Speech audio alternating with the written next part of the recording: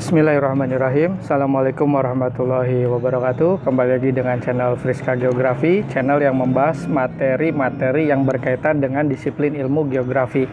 Kali ini kita akan membahas tentang tektonisme ya. Jadi tektonisme itu adalah aktivitas pergerakan lempeng bumi. Nah, apa sih itu lempeng?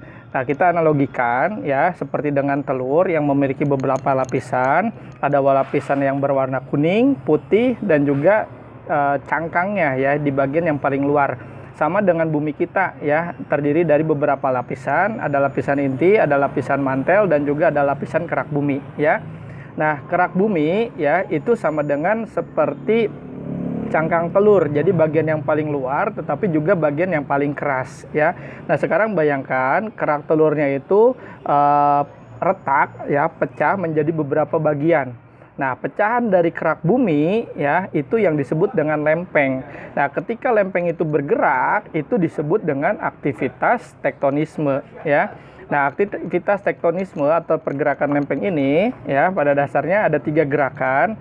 Yang pertama adalah gerak saling bertumbukan ya, apabila lempeng A dengan lempeng B bergerak saling bertumbukan. Itu namanya konvergensi lempeng ya. Kemudian yang kedua, lempeng bergerak saling menjauh ya. A, B ya, kedua lempeng ini bergerak saling menjauh. Itu yang disebut dengan divergensi lempeng. Nah, yang ketiga, gerak berpapasan ya. Berpapasan ini adalah gerak transform. Nah, kemudian bagaimana lempeng itu bisa bergerak? Nah, kita analogikan lagi, kita memasak sebuah air ya di dalam sebuah wadah, kemudian air itu kita berikan sayuran yang dapat mengambang di atasnya ya. Nah, ketika kita panaskan air, maka air itu akan memberikan arus konveksi ya. Dia arusnya memberikan tekanan dari bawah, ketika sampai permukaan dia akan menyebar ya. Nah, itu disebut dengan arus konveksi.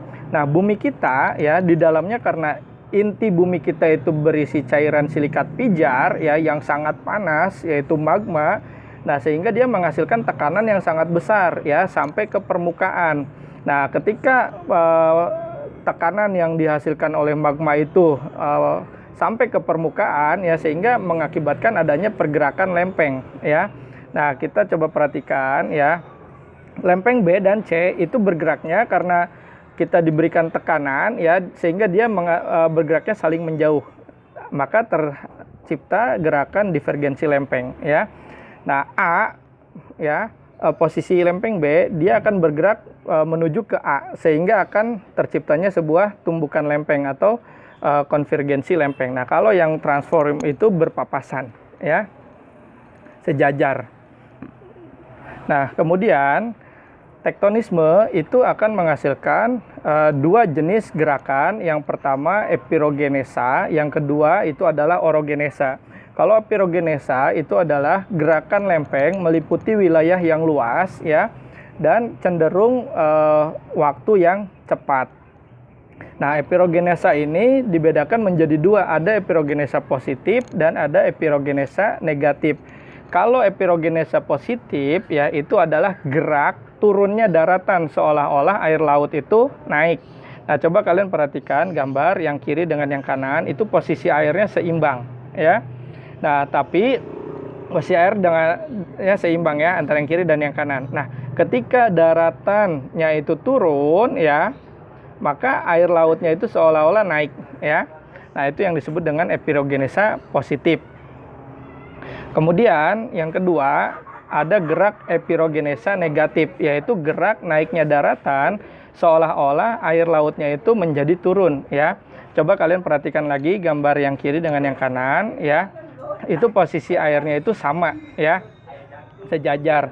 Nah, tapi ketika daratannya itu naik ya, jadi seolah-olah air lautnya itu turun. Itu yang disebut dengan epirogenesa negatif.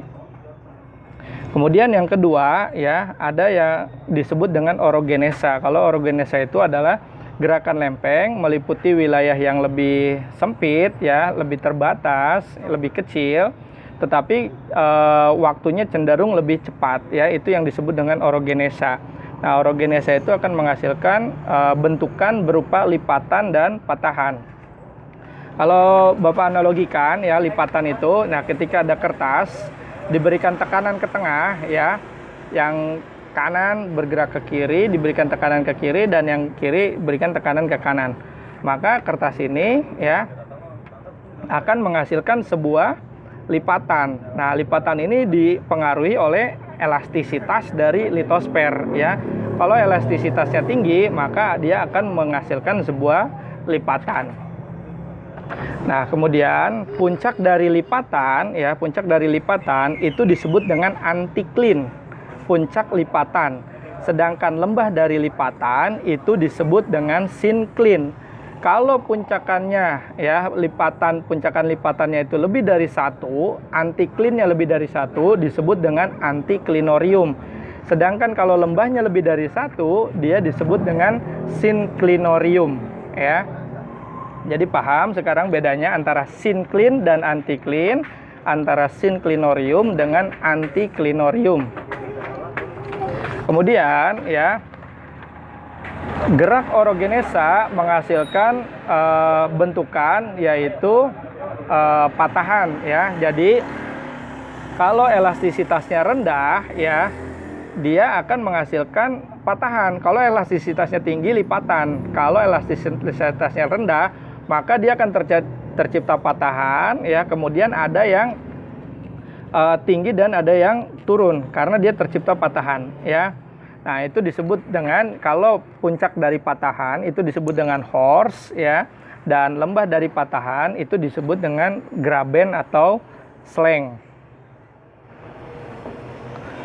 Oke, cukup pembahasannya tentang tektonisme. Terima kasih banyak. Billahi taufiq wal hidayah. Wassalamualaikum warahmatullahi wabarakatuh.